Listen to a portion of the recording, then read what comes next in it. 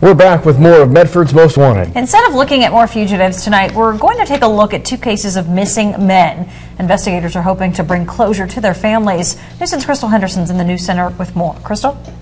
Talent Police Chief Mike Moran is back with us. Police are asking hunters to keep an eye out for 2 missing men.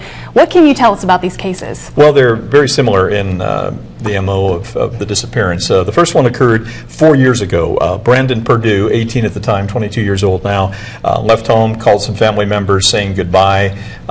Family members reported perhaps he was feeling suicidal at the time. Has not been seen in over 4 years. There's a vehicle description, of course, of a '98 Honda Civic.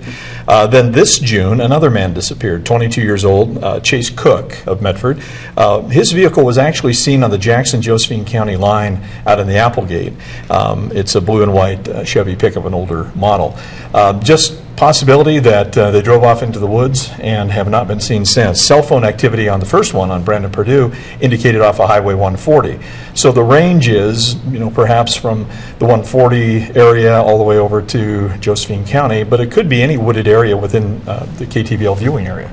And so why are you targeting hunters to help? Well, hunters are out in areas where a lot of people don't get to. There are surprisingly large numbers of roads out there that were put in by a bulldozer to go after timber, and there's also some secret hunting places that only a handful of people may know. Not everybody gets there, so that's why we like to have our eyes and ears broadened a little bit out there in that area. Have hunters helped in the past? Well, in 1987, we had a woman go missing, and we used them every year for 7 years. Now, their tips did not lead us to her, but we felt that they're a valuable resource, and eventually that case was solved, and it was proven correct that, in fact, looking for her in the woods was the right place to be looking. So hunters are an invaluable resource, and we encourage them to call even with something that just looks a little strange.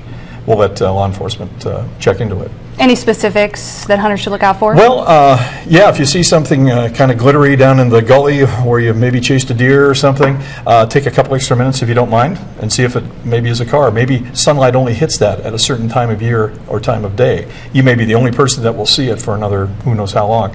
Piles of clothing that don't look like they belong there, those kind of things. Anything that looks out of place. Thank you so much for joining us, Chief Mike Moran.